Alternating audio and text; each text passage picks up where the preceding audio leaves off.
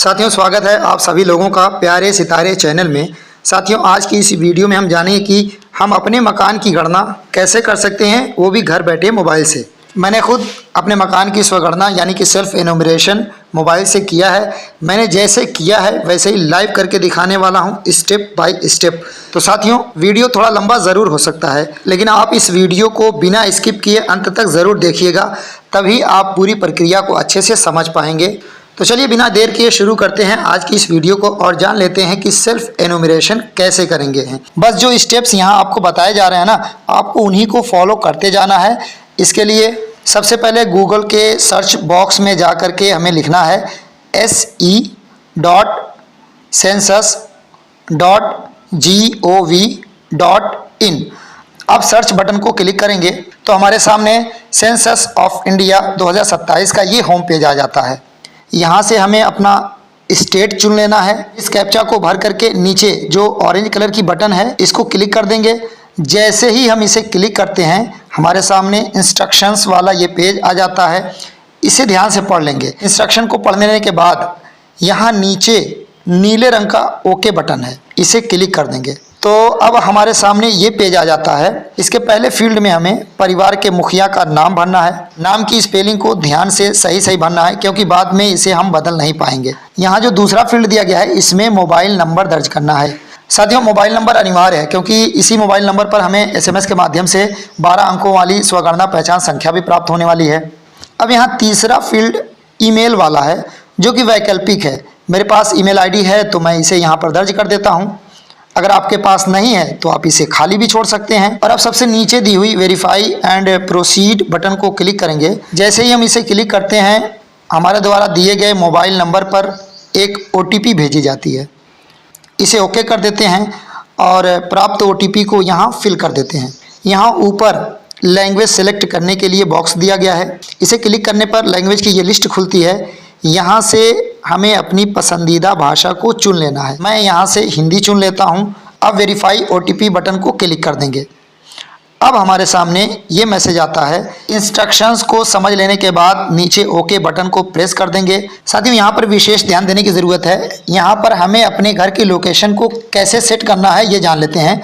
देखिए, यहाँ पर जो हल्के पीले रंग की प्लस वाली लाइन दिख रही है ना, इसी की मदद से हमें लोकेशन सेट करना है। इसे 2 उंगलियों की मदद से स्क्रॉल करना है और जहां ले जाना चाहते हैं वहां इसे ले जा सकते हैं। पीछे पीछे लोकेशन का मार्कर जो लाल रंग का है वो भी चलता जाता है। इससे पहले आइए अपने लोकेशन की डिटेल को हम ऊपर भर लेते हैं। यहाँ पर वही स्टेट हमें मिलेगा जिसे स्टार्टिंग में हमने चुना होगा। यहाँ से हम अपना जिला चुन लेते हैं और यहाँ अपने एरिया का जो भी पिन कोड है उसे हमें यहाँ पर दर्ज कर देना है।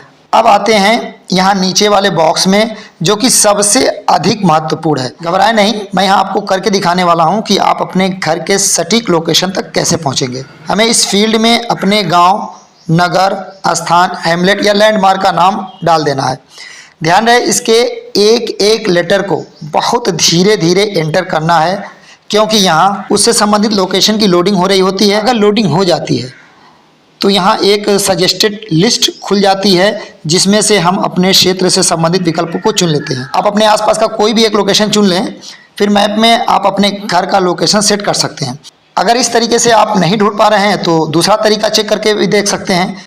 दूसरा तरीका यह है कि इस बॉक्स में एक बार फिर से अपने पिन कोड को दर्ज करेंगे। भले हम ऊपर दर्ज कर चुके हैं, यहाँ दोबारा से दर्ज करेंगे तो एक सजेस्टेड लिस्ट खुलेगी हमारे एरिया से संबंधित, जिसमें से हम अपने क्षेत्र से संबंधित विकल्पों को चुन लेंगे। जैसे ही हम लिस्ट में से किसी एक लोकेशन को चुन लेते हैं, हमारे सामने ये लोकेशन मिल गया का मैसेज आ जाता है और इसे यहाँ हम ओके कर देंगे। अब देखिए, हमारे सामने हमारे एरिया का मैप खुलकर आ गया है। इसमें से हम अपने घर को ढूंढेंगे। ढूंढने के लिए अपनी 2 उंगलियों का प्रयोग करेंगे। यहाँ हमको हमारे गांव या नगर के आसपास के क्षेत्र भी दिखेंगे। इसमें से हम अपने क्षेत्र को थोड़ा और बड़ा कर लेंगे। यहाँ हमको हमारे क्षेत्र की गलियाँ, सड़क और लैंडमार्क वगैरह दिखेंगे। अब इस मैप में से हमको अपना घर चुनना है। हम अपने घर को ढूंढ लेंगे। ढूंढ करके मैप को थोड़ा सा इधर उधर खिसकाएंगे तो ये येलो लाइन आएगी। इसका जो प्लस वाला मेन पॉइंट है ना, उसे अपने घर के ऊपर ले जा करके छोड़ देंगे। अब देखिए, ये मेरे घर के ऊपर लोकेशन मार्कर सेट हो गया। अब देखिए, यहाँ स्थान की पुष्टि वाला बटन भी आ गया। अगर हम इस लोकेशन से संतुष्ट हैं तो इस बटन को हमें यहाँ पर क्लिक कर देना है। तो मेरा ये लोकेशन बिल्कुल परफेक्ट है, तो मैं इसको यहाँ पर क्लिक कर देता हूँ। जैसे ही हम इसे क्लिक करते हैं हमारे सामने सहेजें और आगे बढ़ें का भी बटन आ गया। अब इसे भी हम क्लिक कर देंगे तो हमारे सामने स्थान की पुष्टि करें वाला भी एक मैसेज आ जाता है। इसे ध्यान से पढ़ लेंगे। मेरा लोकेशन ठीक है तो मैं यहाँ पर हाँ बटन को क्लिक कर देता हूँ। तो आप देख सकते हैं कि स्थान का विवरण वाला जो बिंदु था वो कंप्लीट हो गया। जैसे ही हमारा पहला टैब स्थान का विवरण वाला कंप्लीट होता है हमारे सामने ये दूसरा पेज आ जाता है जो कि जनगणना घर का विवरण से संबंधित है। यहाँ कुछ प्रश्न और उनसे संबंधित विकल्प दिए गए हैं।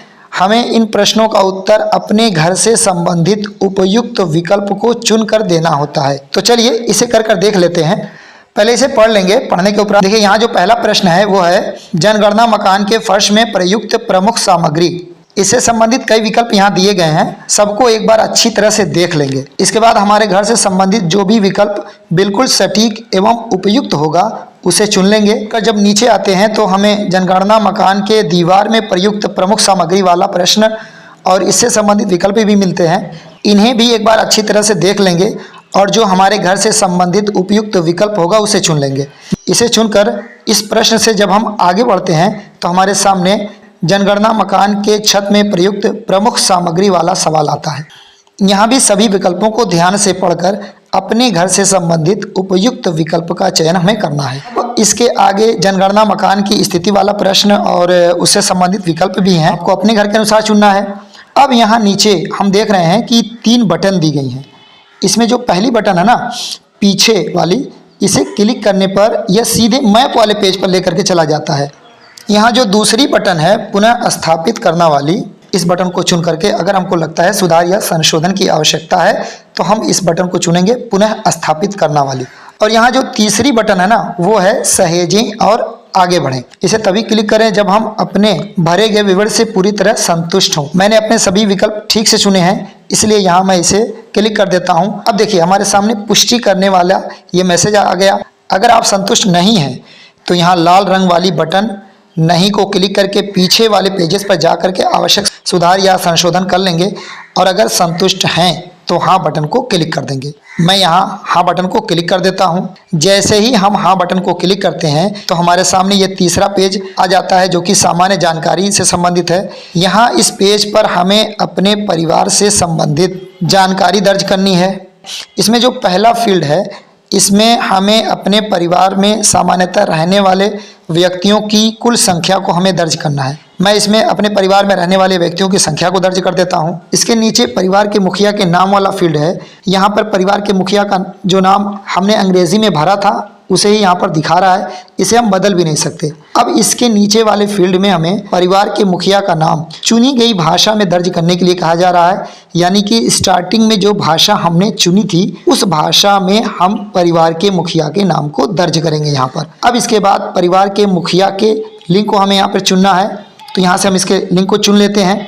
अब इसके नीचे यहाँ पर अनुसूचित जाति या अनुसूचित जनजाति या अन्य वाला विकल्प चुनना है।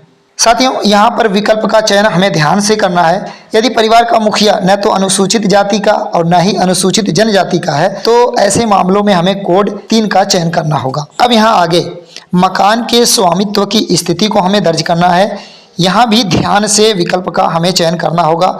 अगर मकान स्वयं का या पुश्तैनी है तो यहाँ से पहला विकल्प हमें चुनना है। और अगर किराए पर है लेकिन अपना मकान भारत में कहीं और है तो ऐसी स्थिति में हमें दूसरा विकल्प चुनना होगा। और यदि परिवार किराए के मकान में रह रहा है और उसके पास भारत में कहीं भी अपना मकान नहीं तो ऐसी स्थिति में हमें तीसरा विकल्प चुनना होगा। और चौथे विकल्प का चयन हम तब करेंगे जब परिवार किसी ऐसे मकान में रहता है जो न तो उसका अपना है और न ही किराए का है तो ऐसी स्थिति में हम विकल्प 4 को चुन लेंगे। नीचे इस फील्ड में मकान में रहने योग्य उपलब्ध कमरों की संख्या हमें दर्ज करनी है। तो यहाँ अच्छे से समझ लीजिए कि किचन, टॉयलेट, बाथरूम, गलियारा और बरामदे को छोड़कर जो भी कमरे हैं उनकी संख्या हमें यहाँ दर्ज करनी है। अब यहाँ नीचे हमें परिवार में रहने वाले दंपति या फिर दंपतियों की संख्या को हमें दर्ज करना है तो मैं इसे भी यहाँ पर दर्ज कर देता हूँ। अब यहाँ सबसे नीचे फिर से वही 3 बटन देखने को हमें मिल रही है जिनके बारे में पीछे वीडियो में हम लोग बात कर चुके हैं। जैसी आवश्यकता होगी उस बटन को हम यहाँ पर प्रेस कर देंगे। मैं यहाँ सहेजें और आगे बढ़ें को क्लिक कर देता हूँ। फिर से पुष्टि वाला यह पेज आ जाता है और यहाँ पर मैं हाँ को क्लिक कर देता हूँ। अब देखिए हमारे सामने ये चौथा पेज सुविधाएं वाला आ गया। यहाँ इस पेज में हमें परिवार के लिए सुविधा की उपलब्धता को दर्ज करना है। जैसे देखिए यहाँ पर पहला बिंदु है पेयजल का मुख्य स्रोत, तो इससे संबंधित विकल्पों को ध्यान से हमें देख लेना है। जो हमसे संबंधित उपयुक्त विकल्प होगा उसे ही हमें चुनना है। अब हमें यहाँ पेयजल स्रोत की उपलब्धता के बारे में हमें बताना है। इसे और ठीक से समझने के लिए यहाँ आई बटन पर क्लिक करके देख लेंगे तो स्थिति और क्लियर हो जाएगी। अब आगे यहाँ पर प्रकाश का मुख्य स्रोत हमें दर्ज करना है। आप अपने अनुसार देख करके निर्णय लेंगे। अब यहाँ आगे शौचालय की सुलभता की डेटा की एंट्री करनी है। जैसी स्थिति हो उसे समझ करके हमें विकल्पों का चयन करना है। अब यहाँ पर शौचालय का प्रकार हमें बताना है। यहाँ भी ध्यान से काम करना होगा। कई अलग अलग विकल्प यहाँ दिए हुए हैं, उन्हें समझ करके ही हमें निर्णय लेना है। अब यहाँ पर गंदे पानी की निकासी किससे जुड़ी हुई है हमें यहाँ पर यह बताना है। इसमें से अपने से संबंधित उपयुक्त विकल्प को हमें चुन लेना है। यहाँ परिसर के अंदर स्नान की सुविधा की उपलब्धता को दर्ज करना है। अब रसोई घर और एलपीजी या पीएनजी गैस कनेक्शन की उपलब्धता को यहाँ पर हमें दर्ज करना होगा। यहाँ बहुत सारे विकल्प हैं, सबको अच्छी तरह से देख लेंगे। जो विकल्प हमसे संबंधित सबसे उपयुक्त होगा उसे ही हम चुन लेंगे। अब यहाँ आगे हमसे खाना पकाने के लिए प्रयुक्त मुख्य ईंधन के बारे में हमसे पूछा जाता है, तो यहाँ दिए गए विकल्पों को अच्छी तरह से देख लेंगे और अपने से संबंधित जो सबसे उपयुक्त और सटीक विकल्प होगा उसे चुन लेंगे। अब यहाँ सबसे नीचे फिर से ये 3 बटन आ गई। अपनी आवश्यकता अनुसार हम बटन को क्लिक करेंगे। मैं तीसरी बटन सहेजें और आगे बढ़े को क्लिक कर देता हूँ। अब देखिए फिर से हमारे सामने पुष्टि करने वाला यह मैसेज आ गया। मैं यहाँ हाँ पर क्लिक कर देता हूँ। अब हमारे सामने यह 5वां पेज परिसंपत्तियों वाला आ गया। यहाँ परिवार द्वारा धारित परिसंपत्तियों के विवरण को हमें दर्ज करना है। इसे अच्छी तरीके से हम पढ़ लेंगे। यहाँ जो पहला बिंदु है वो रेडियो या ट्रांजिस्टर से संबंधित है। यहाँ दिए गए विकल्पों में से हम अपने से संबंधित उपयुक्त विकल्प को चुन लेंगे। अगला बिंदु टेलीविजन से संबंधित है। यहाँ दिए गए विकल्पों में से हम अपने से संबंधित उपयुक्त विकल्प को चुन लेंगे। नीचे इंटरनेट की सुविधा के बारे में पूछा जा रहा है, यानी कि आप इंटरनेट की सुविधा का इस्तेमाल किस माध्यम से करते हैं। अब यहाँ लैपटॉप या कंप्यूटर के बारे में जानकारी मांगी जा रही है, यानी कि अगर आपके पास लैपटॉप या कंप्यूटर है तो यहाँ हाँ क्लिक करेंगे और नहीं है तो नहीं पर यहाँ क्लिक कर देंगे। अब यहाँ पर टेलीफोन और मोबाइल फ़ोन या स्मार्टफोन के बारे में प्रश्न किया जा रहा है, तो दिए गए विकल्पों को ध्यान से समझ लेंगे। जो हमसे संबंधित सटीक विकल्प होगा उसे ही हमें चुनना होगा। इसके बाद यहाँ हमें साइकिल और स्कूटर या मोटरसाइकिल या मोपेड से संबंधित विकल्प चुनना होगा। इसे भी देख करके सही विकल्प हमें चुनना है। अब यहाँ कार या जीप या फिर वैन के बारे में हमें बताना है। इनमें से यदि कुछ है हमारे पास तो हाँ को टिक करेंगे, अन्यथा नहीं को चुन लेंगे। इसको चुनकर जब हम आगे बढ़ते हैं तो यहाँ परिवार द्वारा उपभोग किए जाने वाले मुख्य अनाज के बारे में पूछा जाता है। जिसका सेवन हम अधिक मात्रा में कर रहे होंगे उसे ही हम यहाँ से चुन लेंगे। अब यहाँ पर मोबाइल नंबर वाला फील्ड आ गया, जो कि हमने स्टार्टिंग में ही दे दिया था, इसलिए ये फील्ड यहाँ पर निष्क्रिय है और इसे हम यहाँ पर बदल भी नहीं सकते। यहाँ नीचे हमें फिर से 3 बटन मिलती है। इसमें से अपनी आवश्यकता अनुसार बटन को हमें चुन लेना है। मैं यहाँ सहेजें और आगे बढ़ें को चुन लेता हूँ और यहाँ इसको क्लिक कर देता हूँ। देखिए हमारे सामने ये पूर्वावलोकन वाला पेज आ गया। हम अपने द्वारा की गई सभी एंट्री को यहाँ देख सकते हैं। इसे हम अच्छी तरह से देख लेंगे। यहाँ पर भी नीचे देखिए 3 बटन दी गई है। संशोधन के लिए वापस जाएं वाली सफ़ेद बटन को चुन करके हम अपने विवरण में सुधार या संशोधन कर सकते हैं। और ड्राफ्ट के रूप में सेव करें वाली ऑरेंज बटन को चुन करके पूरी डिटेल को हम सेव करके रख सकते हैं। हम इसे 21 मई 2026 तक ही सुरक्षित रख सकते हैं, क्योंकि स्वगणना वाली अंतिम तिथि 21 मई 2026 ही है। तब तक हमें ज़रूर फाइनल सबमिट कर देना है, तभी हमको स्वगणना वाली पहचान संख्या यानी कि SEID प्राप्त होगी, अन्यथा नहीं। अब यहाँ पुष्टि करें और सबमिट करें वाली हरे रंग की पहली बटन है। इसे क्लिक करके पूरे रिकॉर्ड को सबमिट कर सकते हैं। तो मैं इसे सबमिट कर देता हूँ। तो देखिए हमारे सामने अंतिम रूप से सबमिट करने वाला ये मैसेज आ गया। यहाँ अगर हाँ बटन को क्लिक करते हैं तो फिर हम अपने डेटा में कोई बदलाव नहीं कर पाएंगे। अगर बदलाव करना है तो नहीं बटन को क्लिक करेंगे। मुझे कोई बदलाव नहीं करना है तो मैं यहाँ पर हाँ बटन को क्लिक कर देता हूँ। अब देखिए हमारे सामने SEID वाला ये पेज आ गया। हम इसे सुरक्षित करके रख लेंगे। साथियों यही ID हमारे द्वारा दिए गए मोबाइल नंबर पर भी आती है, और अगर हमने ईमेल ID भी दर्ज की होगी तो उस पर भी यही ID प्राप्त हो जाती है। अब जब 22 मई से हमारे घरों पर जनगणना अधिकारी आएंगे तो उनसे हम यह आईडी साझा करेंगे तो वह डेटा को फेच करके सत्यापित कर लेंगे। तो साथियों, इस तरीके से हम अपनी स्वगणना सफलतापूर्वक पूरी कर सकते हैं, जो कि बहुत ही सरल, सहज और आसान है। तो साथियों, हमने तो निभाई अपनी जिम्मेदारी, अब है आपकी बारी। जी हाँ साथियों, जल्दी से जल्दी आप भी अपने मकान की स्वगणना कंप्लीट कर लीजिए। साथ ही अपने साथी मित्रों और पड़ोसियों को भी स्वगणना के लिए प्रेरित कर दीजिए। तो साथियों, अगर वीडियो हेल्पफुल लगी हो तो लाइक कमेंट ज़रूर करें और अपने साथी मित्रों में ज़्यादा से ज़्यादा शेयर ज़रूर करें। चलते हैं, फिर मिलेंगे एक नई जानकारी के साथ। तब तक के लिए बाय बाय।